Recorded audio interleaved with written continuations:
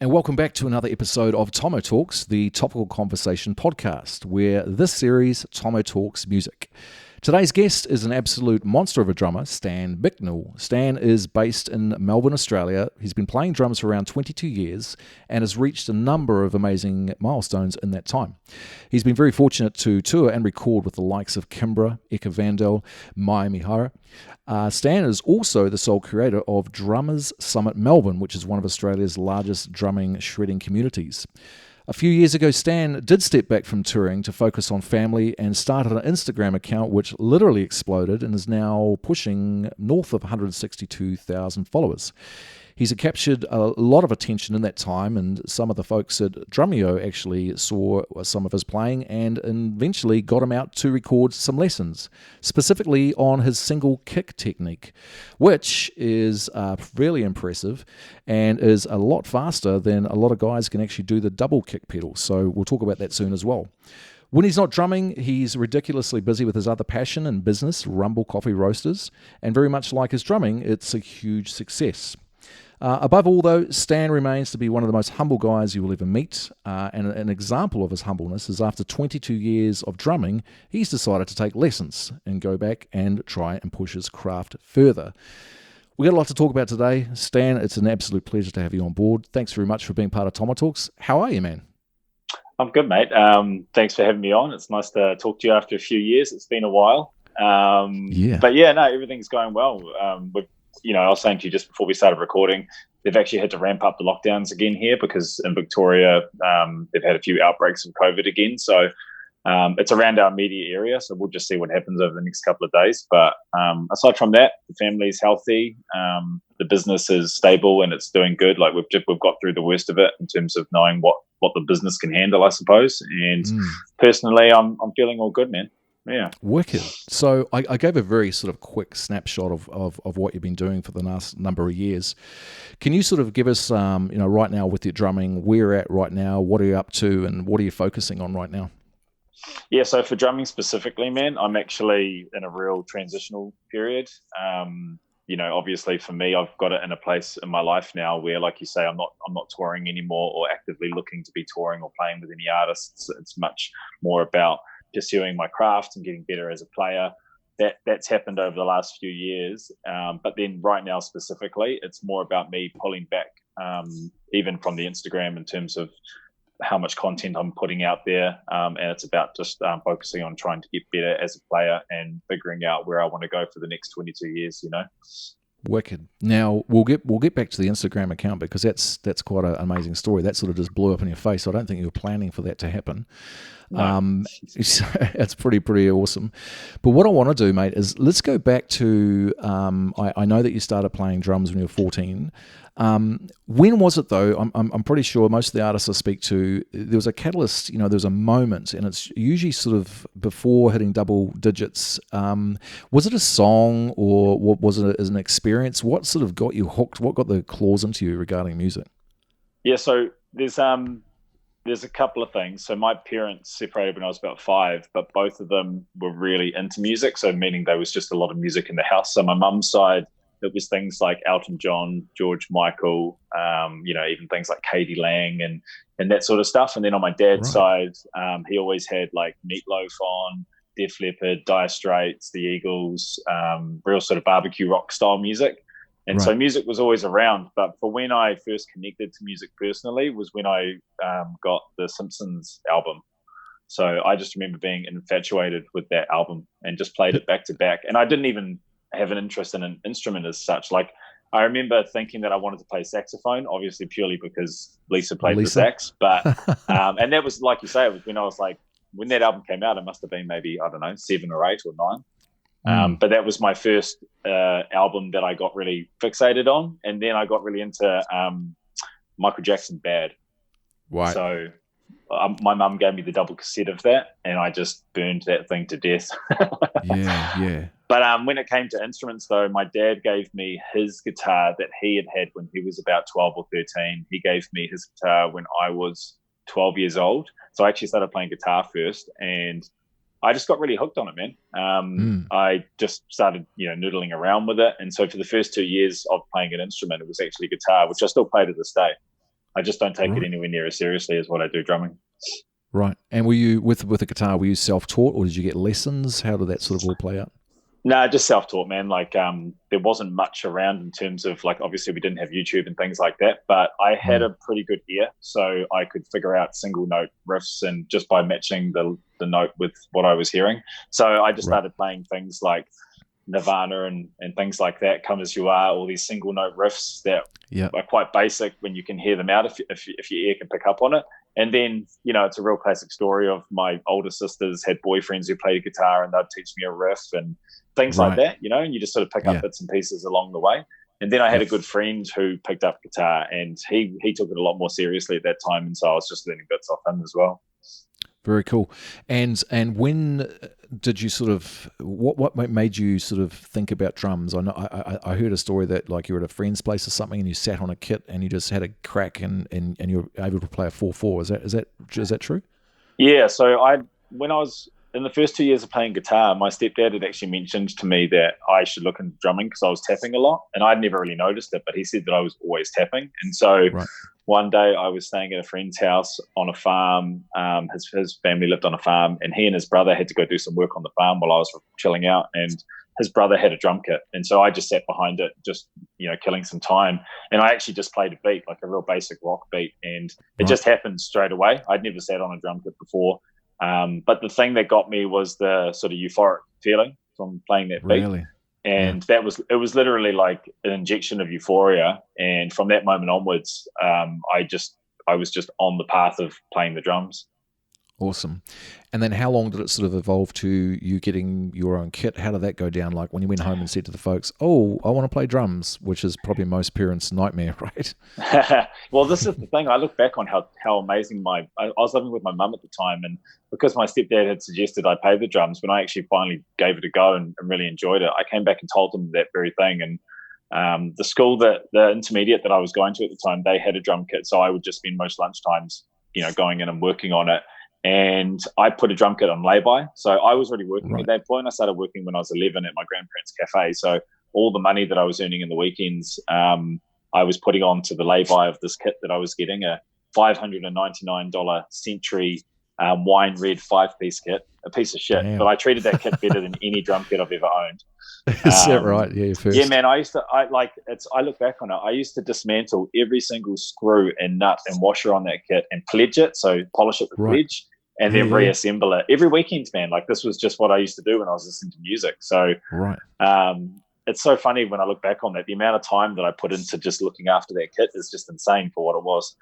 And then one day my parents surprised me that they had paid off the last $100 of the lay-by, and I had a drum kit at home. And I reckon that probably happened within about a 6-month period of when I first sat on that kit at my friend's house.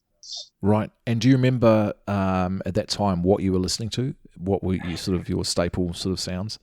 Yeah, so at the time, my stepdad, his musical influences were David Bowie and Iggy Pop and Lou Reed. So I was listening to a lot of Iggy Pop in terms of like influence in the house, and he was challenging me to learn Iggy Pop songs. So, I remember I had a skateboard on lay-by, and he said that if I could learn this Iggy Pop song called I Want to Be Your Dog, if I could learn that song, he would pay off the rest of my skateboard. And so, I was listening to things like that in terms of in the house, but at the same time, my musical tastes for a long time always coincided with my musical ability. So, as a drummer, for example, I played a lot of Nirvana in the early days, and just things that my ability could handle. And as I sort of progressed, I found that my musical tastes sort of matched where my ability was. So I'm not sure if that's how, I'm pretty sure that's how everyone sort of goes through, what they do. And it's, still to this day, like as I got better and better and better, I was sort of matching it with the music that I was listening to as well. So a lot of new metal, a lot of rock, a lot of sort of groove-based stuff. Not too much of the old school. I tend to really favor well-produced music. So I liked albums like Deftones' White Pony, Korn, Follow the Leader, albums where they just sounded incredible. And so that high production stuff, all that sort of new metal era, and then moved on to things like Tool, which you obviously know about as well. That's sort of where we met. Yeah. So at this time, when you're sort of progressing through these new artists and learning new songs and that, were you starting to connect with other kids that could play as well and starting to jam at this point, or were you still just playing at home? Yep. No, so I had a good friend, one of my close friends, who actually picked up guitar around the same time that I picked up the drums, and he and I would like nut out songs together. So we were playing things like, like Stairway to Heaven. Right. I remember waiting for like 4 minutes until I could come in while he was playing Stairway, because the drums don't come in for so bloody long. Exactly. But we would wait, man. Like we would do the whole song. Right. And we would record us playing Nirvana into my family's answer phone. So if someone rang up, they would have to listen to 3 minutes of us really badly recorded playing like Smells Like Teen Spirit and shit like that. And I would tell my family that I'd done it as well. Okay. So it was kind of good having a mate who was like just as interested in guitar as I was in drums, and we were listening to the same sort of music. And so that went on for about 2 or 3 years, I think. And then I left school at 15 and actually left that city at a similar time as well. And so then it was just about every decision that I made from that point going forward tended to be around the people that I was interested in playing music with, in terms of where I positioned myself. And like looking back now, at that age, so you're 15, 16 right now, right? At this point in time? Yeah, I left school at 15, and then I left that town just after I turned 16. And at that point in time, did you know that this is was music the be all and end all? Is that what you want to focus on, or were you just happy jamming? And what was your sort of plans? Do you remember? I do remember knowing that I was a drummer. Like I was one of those people that if people asked what I did, I said drummer first, and then I'd state my job. Right. And I did that for years. It's really funny. Like, I probably, I was on the mission to be. I knew that I really connected with it, and I felt great when I did it. And I think in those first few years, I actually progressed relatively fast. And so the feedback that I was getting from people that I would play with, or maybe saw me play or something, was always really, it kind of keeps things moving along and self-perpetuating in terms of the drive. But I knew I was a drummer straight away. There was never a doubt about it. But because I'd left home at such a young age, I was still just trying to survive. So I was always managing my drumming around just trying to stay alive, man. Right, trying to live. And what was? Do you remember the first band, like proper band that you formed? And how did all that come about? Was that sort of like just by chance, or did you know several guys, or how did that sort of all kick off? Yeah, so the first band that I played in was a band for the Smoke-Free Rock Quest. So the school that I was. But the interesting thing is that I actually played piano in that band. But that was the first band I played in. So we were playing at the Rock Quest, and our music teacher had put the band together.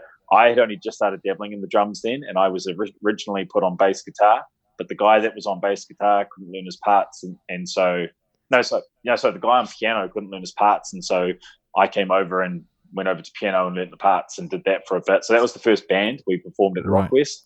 But when it comes to drums, the first band that I was in, that's a damn good question. I know the band who they were called Sulfate. I think they were called Sulfate. And when I moved towns, they had heard of, I don't even know how it happened, but they had heard of me, and I took over their drummer that had left. I was only like 16 at the time, and they were a little bit older as well. And it was a covers band. It was like Deftones and Limp Bizkit and all that sort of stuff, with a couple of originals as well. But it was the first time that people had heard of me and actively sourced me out as a player. And then I joined their band, taking over someone. And that was a pretty cool feeling, I bet.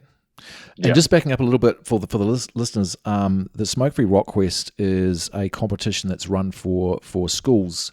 It's run throughout the country. Man, when I was at school, they did it. So, this is going, I think it kicked off sort of early 90s, they started doing it.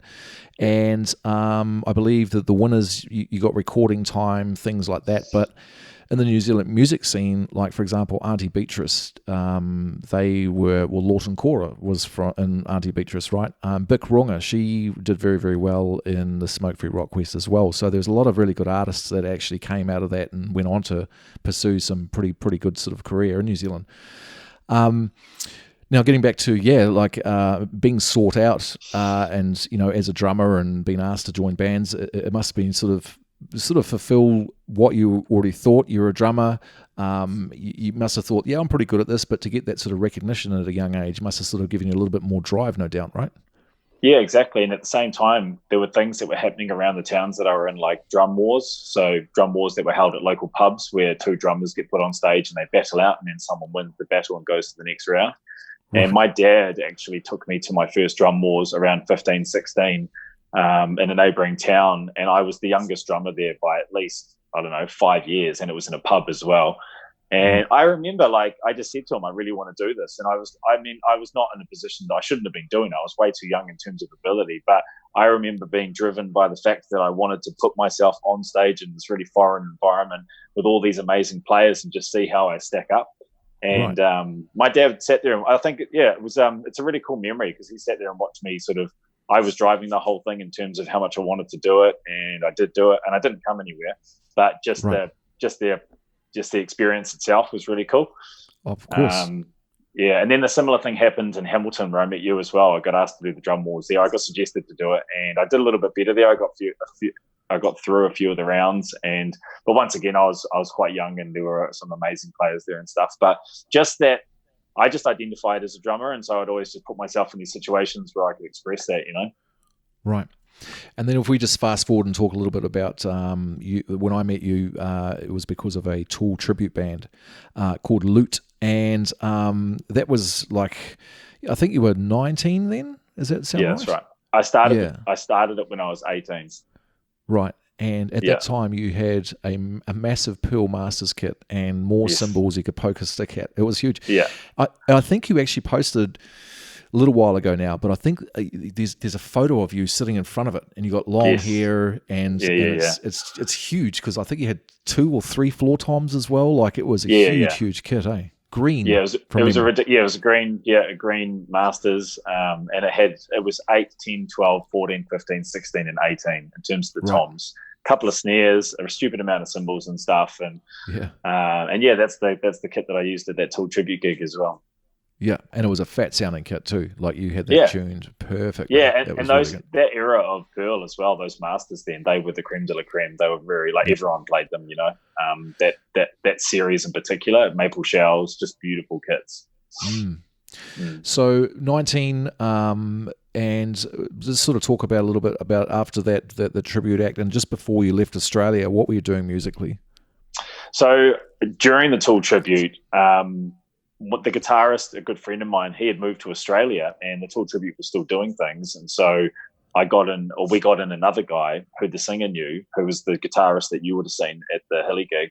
And when he came on board, he was still learning the parts. And so his friend would come up and help him at practices, sort of learning the Adam Jones parts. Now that friend played in another band, and they were looking for a drummer. And he and I had never met before. We might have crossed paths, but after a practice one day in the Tool tribute, he said, I'm putting this thing together, like an instrumental prog band, and we'd love you to come and have a jam. And that was the birth of the New Caledonia. Right. And so, that's when I met those guys, and we instantly meshed together. It was the first band, proper band, where it was all original music. And I really found out where I sit. I fit in that band really well. What they were writing really suited the way that I played the drums, and we just meshed instantly. And so that's what I was doing then, just working on the New Caledonia, which is still, we recorded an album, and I still look back on it as probably the most knuckled down and creative in terms of writing as a band experience that I've ever had. Yep. And because there's a lot of really different timing signatures and all that sort of music as well. You did a video, I don't know maybe a couple of years ago. It was filmed at Rumble Coffee, and it was one of their songs. It was a new one, and in the middle of it, you get up and you go make a coffee, and then come back and just boom into it. So that was all a single take, and that was a newer song because we've all stayed friends over the years, and we still want to keep writing and doing stuff. It's just a matter of people being really busy, but we managed to pull a song together, and then I recorded it at Rumble. No, it was a wicked song too. Oh, thanks, man. Yeah, no, I really loved it. So let's talk about leaving New Zealand. That must have been a bit tough, as you know, I went overseas as well, and it's a bit of a grueling sort of thought, leaving the old bubble. And why Melbourne? Yeah, okay. So as the New Caledonia was progressing and we recorded our album and then we were doing lots of shows around New Zealand, the boys had ideas of going bigger and going further. And so they had their sights set on Melbourne. And at that time, I think you remember I had my first child. So Yep. I had my little boy, Ashton, and his mum and I were separated, but we were sort of raising him, independently. And I couldn't go, man. I wasn't prepared to move. And so it was really hard, but the boys moved to Melbourne with goals of finding a new drummer and continuing on. And I stayed in Hamilton. And at that time, that's when 48 May came knocking on my door. Right. So they had heard that the New Caledonia had left and they were looking for a drummer because, our mutual friend had left playing for them. And so I played with them for about 6 to 8 months. And then I got a phone call from the boys and they were saying that they couldn't find a drummer. They'd auditioned a bunch of drummers and they couldn't find someone to play my parts. Right. And so at that time I said to them, look, I do want to come over, but I want to spend some more time with my son. So I actually took my son on full time then for about 6 to 8 months with my then partner, now wife. I just met her. We moved in together and my son moved in with us. And we basically just really locked in on a really solid family unit for about 6 to 8 months, just to sort of really lay down a good base before I left to Melbourne, or we left to Melbourne to pursue the musical dream, Right. And I moved over here, and it was hard, like you say, but I found it hard more for the fact that I was leaving my son, and because I got so tight with him over that period as well. He was only 2 at the time, and then he would have been 3 about then. And so once I got here, it was great being reconnected with the boys again and jamming and doing all that, but we realized really quickly that musically they wanted to move on from all the older material. They weren't interested in playing that stuff, and I was still very much looking forward to presenting that material to the world. And so we basically started to disband within about a year, and that's when the next phase happened. That's when we started all playing for Kimbra, and those things popped up. How did that pop up? So Kimbra used to come to New Caledonia shows back in New Zealand. We all knew her. My bass player owned a studio that she would record at, and when she won song competitions and things like that. She was a bit younger than us, but she was always into really eclectic, interesting music. She would be the only girl at our gigs because it wasn't like the sort of band that attracted girls. Exactly. Yeah. And so we all knew of her and whatnot. And then when she got signed and got a development deal here in Melbourne after we had moved here, she was put up in her house, and basically she went through a period of just writing a lot of material.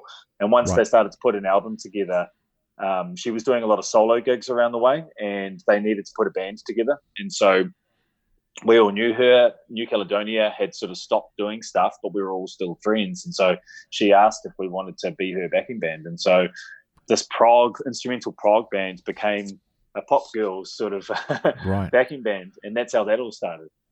She's an amazing performer, though. Like, I've seen some live stuff of her, and she's wickedly underrated. Like, I think she hasn't she been touring the US a bit of late?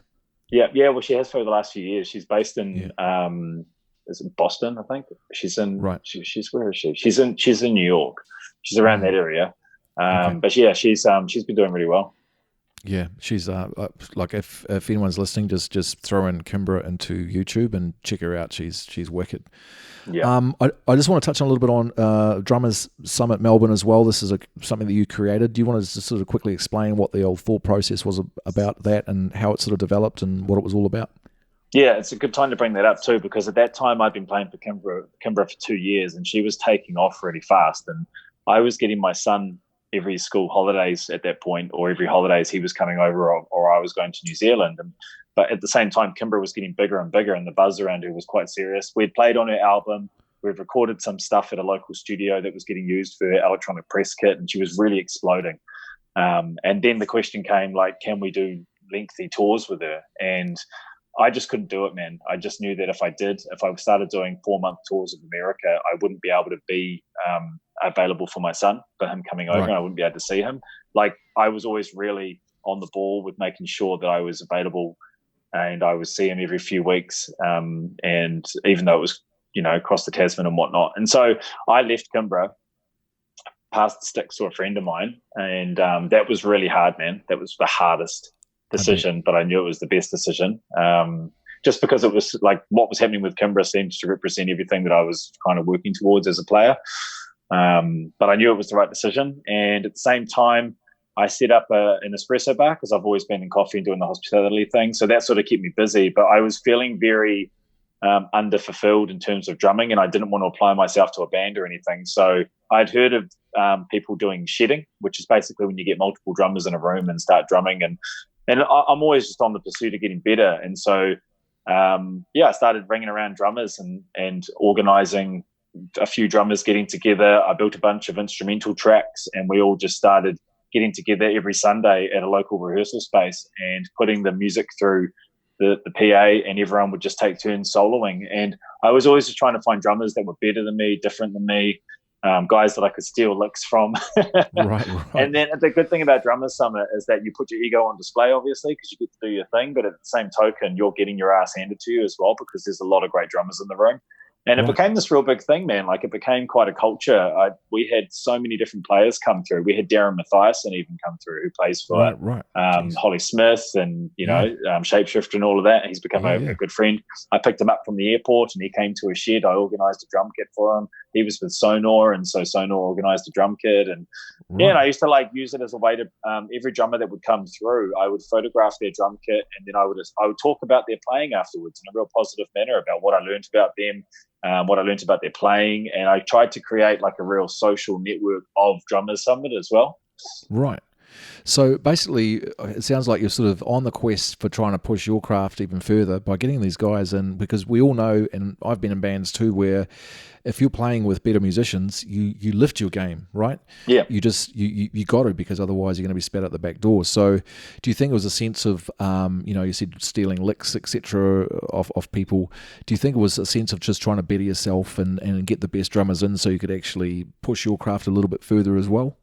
Yeah, so that's literally like all it was for me, man. I just wanted to get better, and I couldn't do it by committing to a band. At least if I did Drummers Summit and I invested in that, it would be different people every week. Obviously, I had my regulars as well, guys that really pulled good things out of my playing. But that's all for me. It was just about the fun of it, man, and getting to know different players and building a community. Right.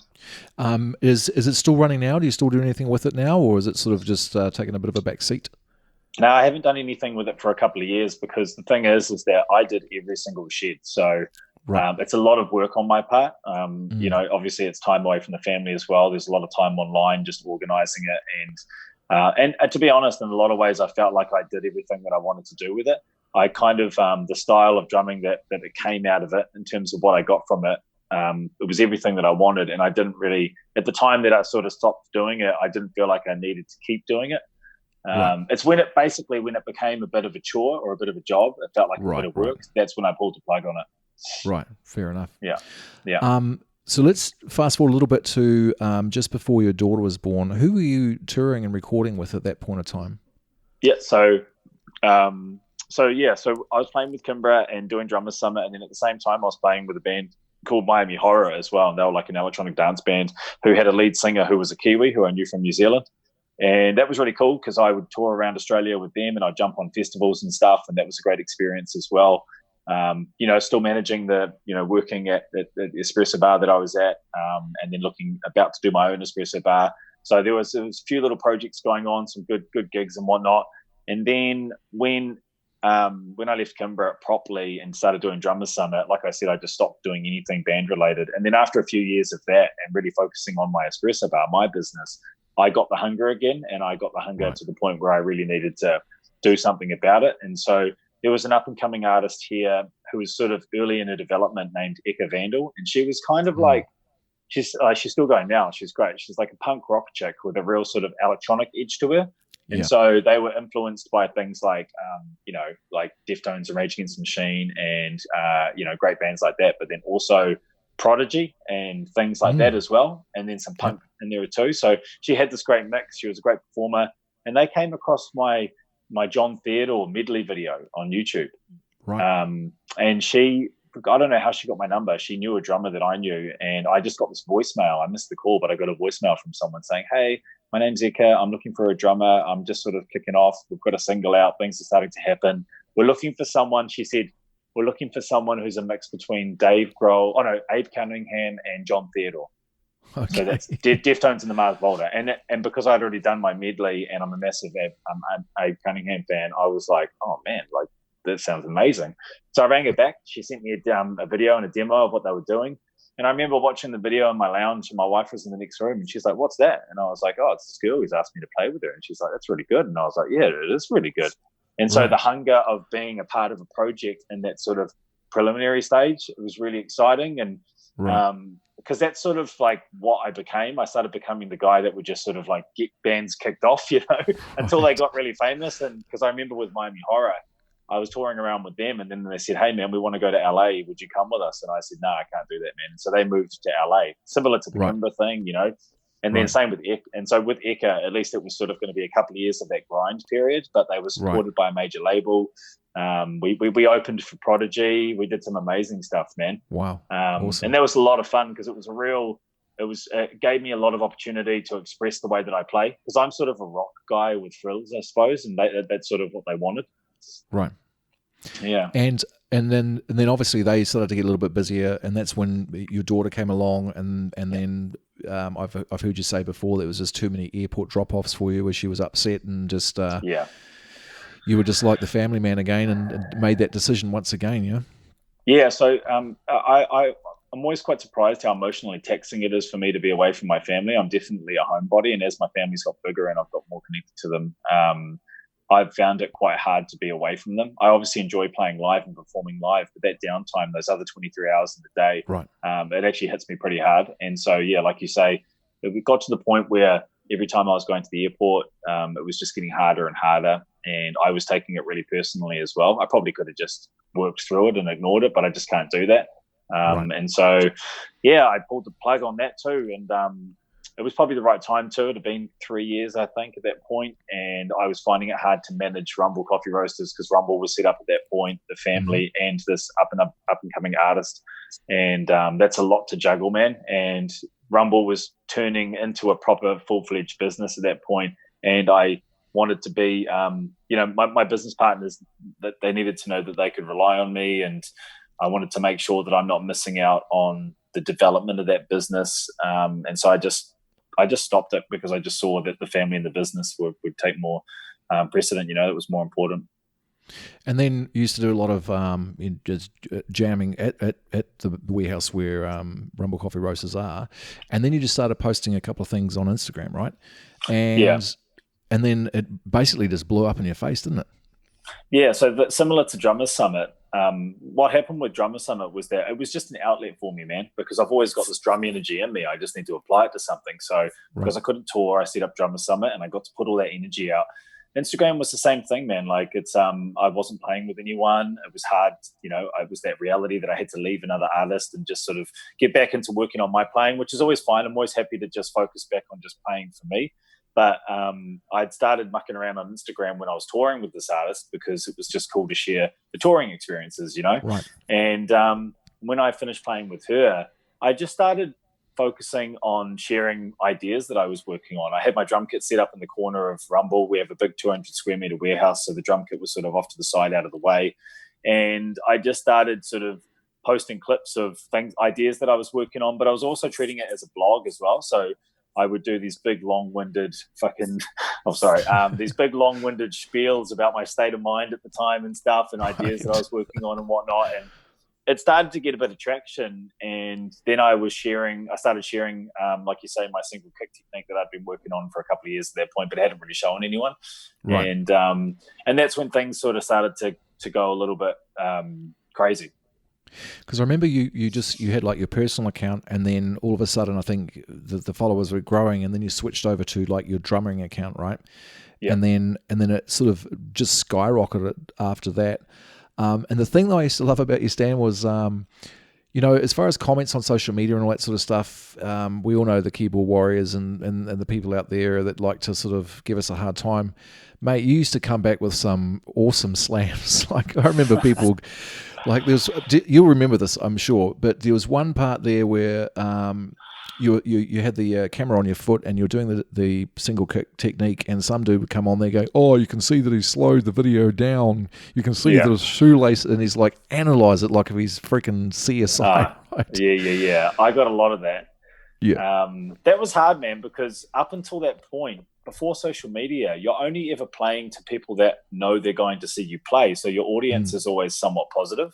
You're playing to your people at all times, because whether it's at band practice or at a gig where people are paying to see you, you're playing to people that want to see you. Social media is not like that. Social media is you're playing to your audience and then anyone else that happens to see it. And the thing is that I got signed with my drum companies, during the bands that I'd played with over the years. And so when they were on social media and I was posting them and tagging them in my videos, they would share my content. And it's different sharing to your audience. When a company shares your content, they're sharing it to their audience. And 99% of those people don't like what you do, basically, because they're not on board, you know? Yeah. And I also think, though, there's a huge majority of people out there that just search it to criticize. Do you know what I mean? Like it's like they have to do it. They search content to have a crack at something, and it's just But everything, like every time I saw you reply to someone, it was always graceful, but it was also a bit of a bitch slap as well for the people. It was hilarious, like to follow what you were. It was hard, man. Like I'd never got obviously by and large everyone was positive, and it's always like one negative comment to 1,000 positive comments, but that one negative comment has a lot more weight than those 1,000 positive comments, just because we're, the human experience is we're ultra sensitive beings, Yeah, for sure. And I just could never really understand. Like criticism is different to personal preference, and personal preference is different to just being an asshole, Right. And so I just made a point of calling people out purely if it was like if someone criticizes me, I'm not offended by that. But if someone attacks me because of their personal taste that has nothing to do with me, then I actually would make a point of it. So I was screen capturing people. I was calling them out. As the followers got bigger, my army of people, my legions of people, I would share these assholes to the people, and then they would just they would devour them. Yeah. No, it was wicked. Funny, we were talking about this. I did an episode last week with a lady named Tora she's from Norway. She's a blues guitarist. She's a very attractive lady as well. And, we got into the conversation where for her it's always been hard because, oh, you're a female, you can't be any good. But she is. But that gave her the drive to actually work harder to be better. Yeah. And she was saying that on social media, she would sometimes get some very derogatory comments, do you know what I mean, about her body or whatever. And she used to DM them and call them out and go, what's your effing problem, man? Like, good on her. Come at me. Do you know what I mean? Yeah, and it's a hard one too, because for the females on Instagram, the ones that are talented and have and are attractive as well, some of them play into it a little bit. So some of them are actually like really leaning into that because it's almost like a brand within itself, and it sort of doesn't help people like her, obviously, who are just trying to share their talents, because these other people are actually sexualizing what they do. It's just the nature of the beast, though. Every bloody subject on Instagram has a sexualized version of it. It's quite insane. But yeah, I can imagine. Yeah, just that having to deal with that whole element of it would be a bit of a head fuck. Well, she was saying that like she does read all the messages, and the reason she does that is to find comments like that, because one of her main goals of the Instagram is to inspire other young girls to start playing guitar and get better in that. And she knows that she's a very strong. She's Norwegian, right? So you go back, and it goes back to the Vikings, mate. You don't want to mess with them. Do you know what I mean? Yeah. So, but there's other girls that are just starting out, and the era we live in with bullying on social media and that, you could sort of ruin someone's inspiration of actually wanting to play an instrument or what have you, or even worse. Do you know what I mean? The psychological impacts. 100%. Yeah, man. The mental health aspect of it is insane. I couldn't even imagine being a teenager in this current environment. No. So, she said that, like I say, that she would DM a lot of people, and then over time, those sort of comments stopped. So, she said that the work that she put in, but she said at first it was pretty brutal, but I was like, man, that's hats off to you. That's really awesome. Yeah, and like I'd say a similar thing happened to me too. Like at the start, when everyone felt like they wanted to say something I would reply or, block them or whatever. I realized over time that not replying is the better way to go for specific things, and then also just blocking people, and just because the thing is that oops, I just dropped that. The thing is that I always saw it as though it's my house and people have come into my house, and so if you've chosen to walk into my house, then I don't need to. Yeah, be respectful, basically. And so, but like you say, I trained them. They don't really do it anymore now, you know. It's great. I mean, that's a great message as well. Like, if you don't like it, don't follow me. Simple. Yeah, totally. You don't have to say anything. Just move on, man. I don't care if people don't like it. Just move on. Yeah, exactly.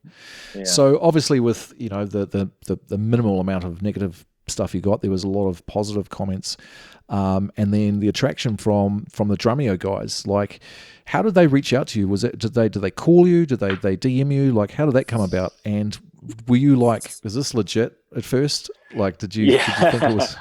Yeah, so obviously the page was going really fast, and I'd been on a couple of drumming podcasts as well, and sort of in the early days of drumming podcasts, and it was really like the growth on my page was happening stupidly fast. It was so hard to sort of navigate through because it was just, there were so many comments coming in and stuff, and I hadn't turned the notifications off yet, and it was all happening, and all the companies that I was with were sharing my content too. So I felt like there was a period there where I was just sort of getting a lot of exposure.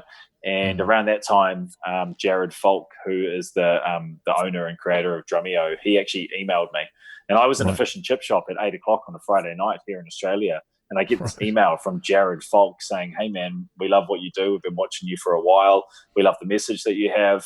We would love for you to come on if you're interested and do a 2-day live lesson with us." Right. And I, like, you're right. Like, I didn't really think, I was like, what? It took me a few seconds to sort of kind of get my head around it. And so that was how they reached out. And it was actually probably a good another year and a half, 2 years before I actually went over and did it. Just because of personal reasons. Because when Jared asked me, we had some stuff going on in Rumble in my business where it would have been a really bad time for me to leave. And so I just shelved it for a while. And then I finally found a little break in time where I could piece something together, and I went over, and the rest is history. So let's talk about that. So you were there for 3 days, I think. Is that right? I filmed with them for 2 days, but I was there in Toronto for 4 days. Oh, sorry, I was saying Toronto. I was in Vancouver for 4 days. Yep. And let's just talk about the experience. So when you rock up, because obviously you know who Drumeo and the class of drummers that they have on that website and doing the lessons are the best in the world, right? Like, you can't get any better. So when you rock up, what was it like? Was it overwhelming? Was it chill? How did it all go down? So the way that it worked is that once I finally committed to doing it, I needed to basically have a curriculum and something to teach. Like, I've got to have content for them. I've got to have a package pretty much. And so I spent 6 months just refining what I was going to do. And I never worked that hard on anything. I was getting up at like 4:30 in the morning every morning, and I was going to my practice pad and I was working on things and getting it, like, trying to put myself in the mindset, because it's very different playing in the roastery to then going into a recording studio that's going to get recorded and performed to every drummer in the world, in the room where all these amazing drummers had been in as well. And I was just trying to mentally prepare myself for that different, that ambient difference of it all, like just that. It's just so hard to prepare yourself for that pressure, I suppose, because it's all done live as well.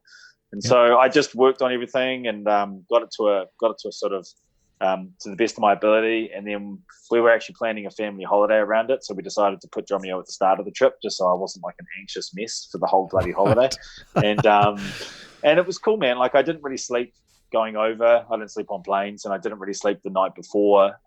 But I just knew that I'd muscle memoried everything so much that it would just happen. I had faith that I would just come to the party. And they I was staying in Vancouver, and they pick you up in this big bloody GMC thing, and they drive you out to the studio, and you get there, and it's an amazing setup, man. And they've got like a staff of 38 people. It's this whole sort of, it's massive, man. This Drumeo's massive. They've got Pianote and they've got Guitario. They're a social media company as well, so they're just like, in terms of themselves, they're producing their own content. They've got like legit people doing legit things for a legit company, And then to walk into that room though, where I've seen so many drummers, Right. you know, it's such an iconic room in terms of the panels at the back and the blue, and I couldn't quite believe it, man. Like I still feel to this day like I just pulled the wool over their eyes. Like I don't, and I can't help but feel like that, man, because no one from Australia or New Zealand had been there or even invited out. So I just feel like it was just so much pressure, man. I can't explain it. Yeah. Now, like, as far as the recording, the 2 days of recording, do you actually remember it, or is it just so intense that it's just a blur? No, you do remember it? No, I do remember it. Yep. So the first day was the live lesson. So the way that they do it is that you record a live lesson with them, which is like 45 minutes that they put out to their 3 social media channels. So it went live to like 40,000 people who happened to tune in and watch it on Facebook, YouTube, and their website. And then with that live lesson, that's what they're going to eventually put on YouTube as the live lesson. But then over the remaining time, over the next day and a half, you record drum solos, live playthroughs of things like you probably would have saw me play 48 May, and I played a Kimbra song, I played a New Caledonia song. You film courses for them as well. Right, and then I think you did a song that Stevie Cat wrote for you, right? Yeah, so that's probably the one thing that so I remember about a month before I was going over, Stevie messaged me and he's like, "Hey man, what are you doing on Drumeo?" And I sent him back. I was like, "Man, I don't have much because I hadn't been playing with anyone. I'm playing a Kimbra song, I'm playing a New Caledonia tune." And he's like, "Man, you're going to need more than that." And I was like, "I know, but I don't have anything." And he's like, "Man," he came over and we had a chat about it. And I'm a real stickler for detail. I don't like having things dropped on me last minute. With all my drumming, whenever I perform, I'm 99.9% I know what I'm doing. I'm not gambling anything. For as much as Drummers Summit was about just jamming and freedom and expression, when it comes to when I perform, I'm dialed into the T. And then he wanted to drop this song on me to kind of like showcase the single kick stuff. And just to get my head around trying to learn something within a month of going was just insane. And he was only sharing me bits as he was writing it too. So I was like, the last 4 weeks leading up to Drumeo, I was getting sent 30 seconds more in the song and then another 20 seconds more. And I was writing and figuring things out. And then finally, I remember sitting on the plane all the way over, just like tapping it out on my legs and stuff because I was still learning it. It's a super complex piece of music too, yeah? Like yes, it's very complex because Stevie's a very complex person. He writes really crazy parts. So that was the song that I was opening with. And the reason why I decided to open with it was because I know that not everyone's going to watch 45 minutes of my video on YouTube, but they're going to watch 10 or 15. So what I do in those 10 or 15 is really going to be my mark. And the hardest thing for me is that I knew that I had to look back on this content over the next 30 or 40 years because I was going to forever get tagged in it. People were going to forever share it and all those sorts of things. So I just really wanted to make sure that I was going to be happy with the drummer that I would be looking back on going forward. And, you know, like 2 years later, I'm still really happy with what I brought to the party. And I think that I'll forever be proud of what I did, you know. Mate, you absolutely nailed it. It was wicked. I remember, you know, when you see people you know succeed, it's sort of there's an attachment there, and like it was like I was super proud. You know what I mean? Like it was cool. Thanks, so man. Good. It was so good. And there was awesome. I don't think it was that song, but one of the songs you actually dropped a stick and you recovered pretty well too through it, right? Yeah, so the New Caledonia song, that was actually the live playthrough that I filmed the next day, and they liked the fact that I just kept going, and so they ended up putting it on the video that they ended up posting with. So and it works too. Like, I in my head I wrote that take off. I was like, I'll just finish it out, but I'm not going to worry about it. And then they were like, "Nah, man, we love that sort of stuff." And if I had the choice, I would have not let them post that, but I like the fact that they did because it's a real human element of playing live as well. For sure. And I think a lot of people can connect with that, right? Because people drop sticks all the time. Yeah, exactly. So let's talk about your gear. You've been endorsed by a couple of companies over the year. You're currently with Yamaha, and I think you found your home, mate. Like I remember when you're sort of coming to the end of Pearl, and I know there was no sort of bad blood or whatever. You were just like searching again because you're always searching to develop your playing or your sound or whatever. And you sort of put out a few posts there, like, you know, what do you guys think I should look at? Blah blah blah. And I was going, man, like DW would be awesome for Stan, etc. And there was all these other comments coming in. And then when you finally released that you're with Yamaha, I was like, yeah, that makes sense. Do you know what I mean? Like because it's not the norm. Do you know what I mean? No.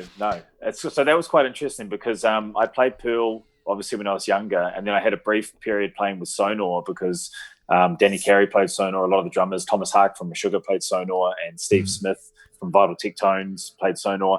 And there was an era of Sonor that I really loved called the Designer Series, German made. Right. They've got way too much hardware on them, stupidly heavy, but I fell in love with that series. And when I came on with Sonor, they'd actually discontinued that series. So I tried to play their flagship series for a couple of years, but it was very different to the Sonor that I had sort of fallen in love with. And and then I was also finding it hard to find Sonor when I was out on the road because they didn't have a big presence here. And I wanted to play my gear when I'm touring with artists and stuff. And so because I had already had an affinity with Pearl prior, I ended up, and I was with Zildjian at the time, and Zildjian and Pearl were working together here. I had an opportunity to jump on with Pearl, which was great because, you know, you just can't go wrong with Pearl, the history, the quality and all those sorts of things. And I played Pearl for like 5 or 6 years as a touring artist, and then through like Drummers Summit and all those things, and even on Drumeo. But that last year, I just started to not feel very connected to the drums, just the physical, not the playing itself, but just the drums themselves. They're very, very perfect sounding drum kit in my mind, but what I was hearing in my head wasn't actually what I wanted to be. Well, it wasn't what I was getting out of the drums. And so, and I remember I did Drumeo and a couple of drum festivals representing Pearl, but I was my heart wasn't in the brand anymore. Right. And leaving a brand's really hard, especially when you've got the sort of social media following that I have, because it's kind of like causing a bit of a scene, you know.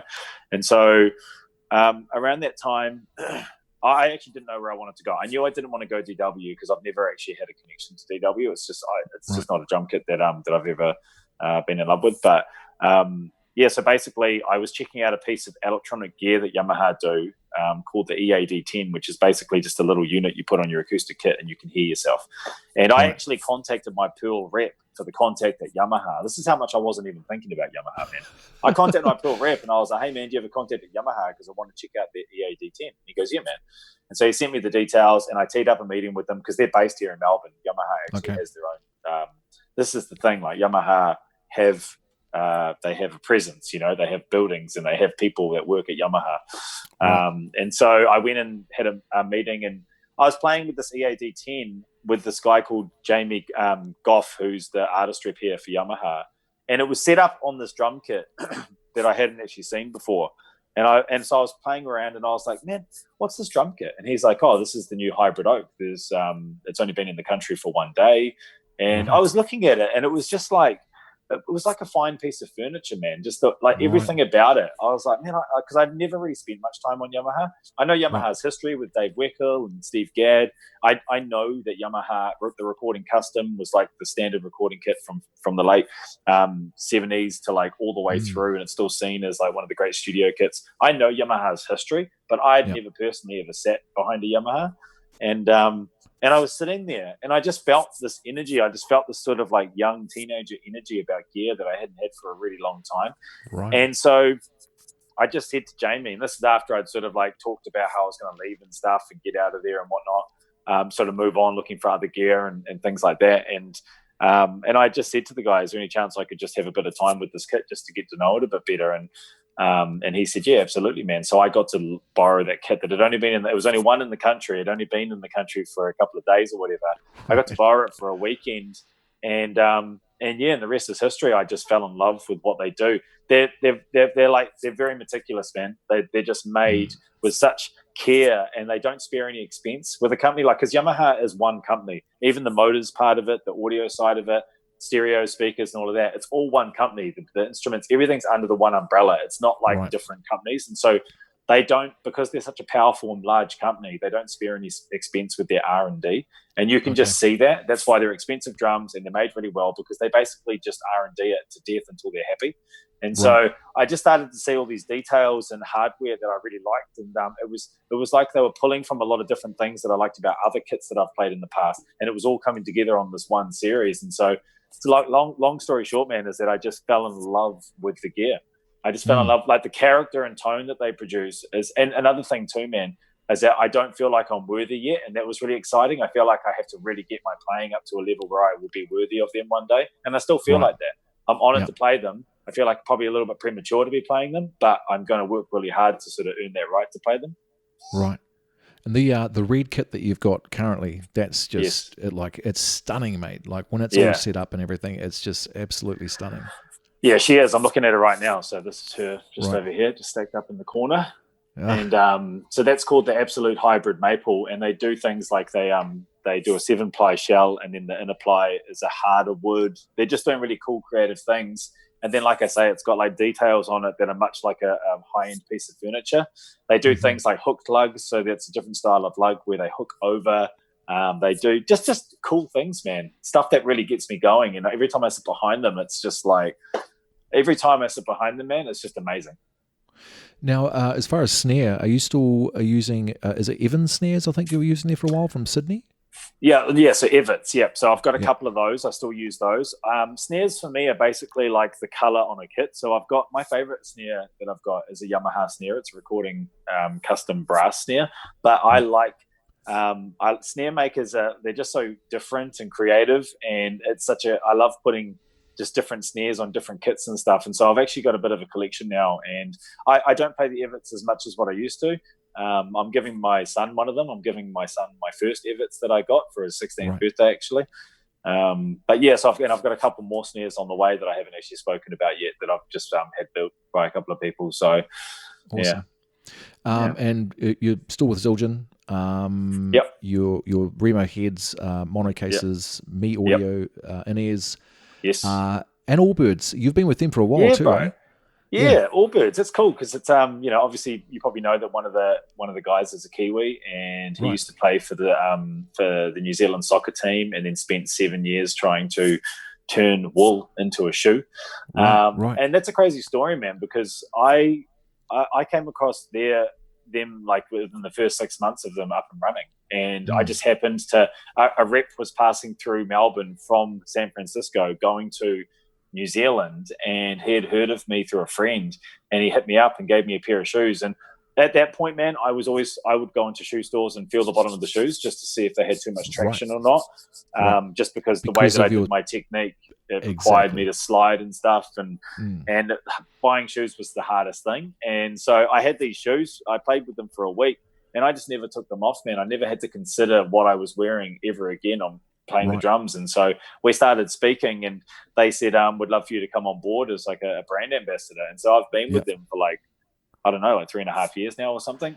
And the really interesting thing is I've noticed, because obviously when you get new kits sent to you, you always put them on Instagram, is like the development they've gone through in the last 3 years. That last pair you got, you unboxed, I was like, holy shit, man. I was thinking about that too. So when they first started, they were just the wool runners. That's all they had. And they've literally got about 6 or 7 different series now. They've got high tops. They've got this tree merino style. This like tree eucalyptus synthetic that they've made. And now they've got legit proper running shoes, which is great, because the only thing that I wasn't using of theirs was running shoes, and I do a lot of running, and now they actually make a proper fitness running shoe. And so they just tick all the boxes for me. But it's funny, man, like when I started posting on Instagram, when I started posting that I was endorsed by a shoe company, I got so much shit for it, man, because people are like, just thought that it's so funny. Like, people were just not, drummers were just not down with it. The fact that a drummer is endorsing a shoe company, which should make sense, but people were just totally off about it. I know, but then now, like 3.5 years later, I'm still repping that same company, man, and I still sing their praises just as much. Yeah. I've never worn anything else, and I still stand by the fact that they're the best shoes to drum in and wear on a daily basis.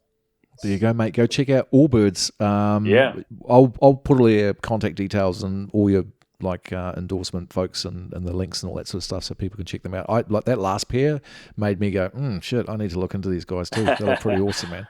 Yeah. So you mentioned fitness as well. There's one thing I noticed about you, Stan. I from the outside looking in, I haven't seen you for a number of years. I see there's 4 components to your life. There's the family, which is obviously super important. You've made some very, very important decisions, and like kudos to you, man, because a lot of people wouldn't do make that decision because they're a little bit too selfish. There's your drumming. There's your business, which is Rumble Coffee Roasters, and then your fitness. I feel like you need all 4 to be good at everything that you do, because you spend a lot of time working out and a lot of time training. I'm also the same. I spend a lot of time in the gym and that. For no other reason that I found as I'm getting a little bit older, I find myself with work way more focused, way more clarity in decisions that I make, etc. If my diet's on track, way more clarity. If I stop going to the gym and I start eating like an arsehole, which I do every now and then, hello COVID-19, I got into a bit of bad eating. Mate, I just, I don't make the right decisions. You know what I mean? Just sloppy decisions, work habits sort of drop, etc. Yeah. How important is fitness to everything that you do else in your life?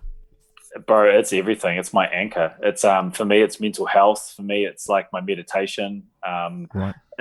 It's one thing, because the thing is that I'm innately a very lazy person, man. I've been 116 kilos. I've been overweight in my early days, back in the day. Really? And so, yeah, man. Yep. So probably.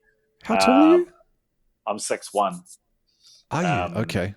Yeah. 116 kg. Jesus. Yeah, man. And so like the last, how many years, 12 or 13 years, I've taken a massive interest in fitness. And the main thing is that one, it's accountability to yourself. Like no one's ever going to make you do fitness or do workouts. No one is ever. And if anything, people aren't rooting for you either, man, because they're usually not doing it themselves. And people like to wallow with with themselves, with people that are like-minded.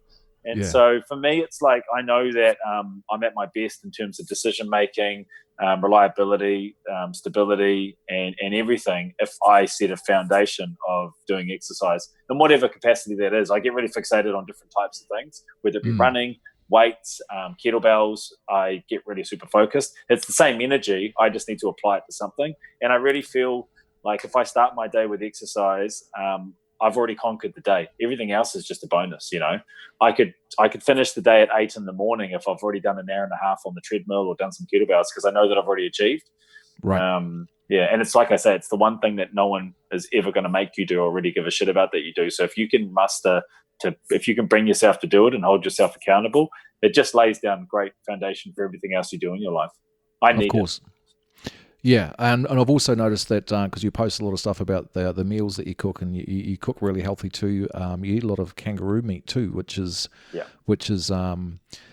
well, I've never tasted it. Is it quite gamey? How does it? What's it taste like? It is gamey. It has real low fat on it. It's the rarer it is, it's not tastier, but the easier it is to eat, because obviously if you cook it too much, it gets quite tough. But that's a decision, because I do like eating meat, and I also like eating a lot of protein. It's an important macronutrient for me. And so that was a decision originally just about, because 120,000 kangaroos are culled every year just to keep the numbers down, because they spread like rabbits. And so the government put in a program where people with licenses would go out and kill them, and humanely as well. And then they process the meat, and it's like a really good way of keeping the numbers down. So I just basically see it as a really good, sustainable, ethical way of still being a meat eater, which I'm fine with being, but probably doing my best version of that. Right. And because they're not farmed, they're all wild. Exactly. And a lot of people don't understand that have never been to Australia or don't know much about Australia is because of the sheer numbers, they're actually dangerous on the roads too, like out in the country. If you hit a kangaroo, because they are solid, man. And there's been stories where they come through the windscreen and like they're half sort of dead and they're in shock and they're kicking, and because they got wicked claws in them too. Yeah. So there's that side of things as well. Yeah. So as we're getting towards the end, I always ask the artists that I'm speaking to about, looking back from when you're 14, when you first started playing, if you could have your time over again, is there anything that you would do different? That's a really good question, man.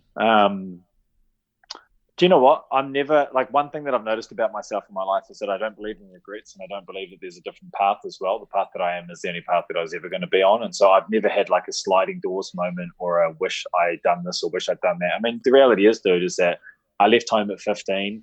I had a child when I was 19. There were a lot of things that were stacked against me, and I just kept pushing forward, and everything that's happened through is just come from being driven by my passion and being liking to be around people that are doing better than me or working harder than me that I can be inspired by. So I don't have anything that I'd change, because otherwise I wouldn't be where I am now. Right. There's one thing I think you left off there, Stan, the hard work that you've put in, mate. Like you're a workhorse. Do you know what I mean? Whether it be your drumming, whether it be the business, whether it be, we just spoke about it, your fitness or the family, mate. You knuckle down and you get on with it and get it done. So yeah. And that's another thing I want to sort of ask you is and I always ask this question too, if you could give like two pieces of advice to people starting out, maybe just picking up an instrument like you did when you were 14, sitting down on a kit, or as well for people that are maybe 5 years into playing and they really want to push their craft to the next level, whether that means moving to a new country, whether that means trying to get a band signed or what have you. What are two key things that you think that would be beneficial? Yeah, so trust the process and be patient. So that's one thing. So just trust the process. When it comes to getting better at something, I understood from a really young age that all I had to do was do it a lot. I remember seeing drummers that were like infinitely better than me when I was in my late teens. And I had these sort of epiphany moments where I was like, oh, we're all on the same line. They're just a lot further down the line than what I am because they've done so many more hours than what I've done. And so I remember actually grasping that concept and then knew that I just had to start logging hours. And so that's what I've always done. Like even throughout all my life, with in between all the things that have happened in my life, I've always had a pad. I've always found a way to log those hours because it's just about accruing time, you know. It's that whole Malcolm Gladwell 10,000 hours thing, you know. So just trust the process and be patient, which is something that this modern generation don't seem to understand, and social media doesn't help with either. And then the other thing would be that when you get there's two parts of it. First of all, back yourself. All right. So if you believe in something, just do it. Like you got to back yourself, right? If you don't back yourself, then that doubt will actually come through in everything that you do. There'll be cracks in your armor, you know. So just back yourself. And then the other thing is that I always talk about when it comes to like motivation and inspiration and stuff. Everyone gets these whims. Let's just say that you're a smoker and you suddenly feel like excited to like quit smoking. You've got about a month there where you're going to be motivated and driven to do it. You've got to lock the routine in there, and then once the motivation wears off, the discipline has to kick in. There's a transition between like motivation that keeps you going, but as that peters off, that's when the routine and the discipline has to take over. And so just stay committed to the understanding that there's going to be a period where you don't want to do the thing that you've set out to do anymore, whether it be lose weight or stop smoking or whatever. And hopefully within that period of time there, you've done the routine enough that it becomes normal. And even though it's emotionally or mentally quite hard, you're still physically turning up every day. And then it turns into a discipline. I saw you say something once that made me crack up, actually. It was actually one of the Drumeo things. You were talking about, it was so simple. Like a lot of people search for like the Messiah sitting on top of the hill with advice that they can give, and it's like, oh my God, now I feel fulfilled. And you said something along the lines of, if you're gonna practice, just show up, just do it. Like so simple. And I was like, oh, man, it doesn't get any more simple than that, right? Like if you're going to say you're going to do something, it doesn't mean that you have to like do the best practice that you've ever done, but just show up. Even if it means that you put the sticks to the pad for 5 minutes, even though you probably originally intended to do an hour, just show up, man. You know, because you're locking in, physically attaching yourself to that routine and that discipline. And it's something that I've always said to friends that have like got to get overwhelmed by life and decisions and all that sort of stuff, is that I don't know where I picked this up, but I must have got it from somewhere, is that I always use this like playing cards analogy where like we've all got 52 problems. So 52 cards just splayed out on the table, just stack them up in a pile and just focus on one at a time and then just turn the card over. And so I've always just sort of categorized my life and my problems like that. I just focus on one thing at a time and flip it over one thing at a time. We've all got 52 issues. It's just a matter of working through them one by one and not trying to like chip away at all of them at the same time, because you don't get anything done. Right. Perfect. Yeah. So been playing for 22 years, you're getting some new lessons. What's happening for Stan in the next 5 years? What are your goals musically? What do you want to do? What do you want to achieve? Where are you heading? So the next 5 years, I've pulled back a little bit from the social media stuff lately because I've started to not enjoy sharing my content like I'm a content creator, because I've never felt like I am. I just sort of share my experiences on the drum kit, and I don't really feel like I have much to share right now, man. And so I'm not doing it just to sort of uphold any idea of what I do online. I've always been quite true on my social media, which is why I tend to post like coffee things these days and sometimes workout clips too, because that stuff interests me just as much, and I don't really want to feel like I'm a monkey or a performer, you know, just like clapping the cymbals for people. And so probably to the detriment of my page as well, I've pulled back from from a lot of that sort of stuff, and really just super focused on trying to get better as a player again, because that's always the original goal. I probably got caught up in the lights of and the noise of what was happening on social media for a few years there, and which has been great because it's given me so many opportunities and experiences. But now I'm just back to that, like being driven by getting better, and so that's why I've taken up lessons with this guy. And I think I was saying to you before we started recording, I can see the flaws in my playing, and I can hear myself compared to the guys that I'm inspired by. And I'm hearing my playing as being very thin at the moment, very one-dimensional and very thin. And so I'm just on the quest going forward to add a lot more depth and substance to my playing. I want to become the player that I hear in my head, and I want to earn the right to play the brand that I play, which is Yamaha, and all that I feel that encapsulates. It's not about the brand, but you know what I mean? I just want to elevate my level of playing to a place where I can go to the next level pretty much, because I feel like I'm not I've got more to share. I've just got to put some work in. Do you know there's a bit of a theme come through today, Stan, whether it be the bands that you were playing in, whether it be the gear that you're playing, then you sort of got tired of whatever. It's like you reach a certain point where you're not inspired anymore, you have some time out, and then boom, something takes off. And listen, man, I'm just excited to see what's going to come your way and what that next bit of ignition is, because I'm pretty sure it's going to be pretty awesome. Listen, I just want to thank you today for being part of TommoTalks, mate. It's been awesome to catch up. 18 years is a little bit too long. We have to, we can't leave it another 18.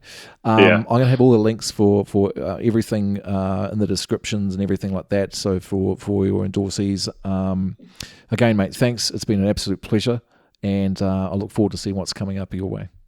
Oh man, I really appreciate it. You've that was a real cool conversation. It was nice to catch up, and just all the best for you and yours, and we'll definitely stay in touch for sure. Awesome, mate. Take it easy, Stan. Thanks, brother.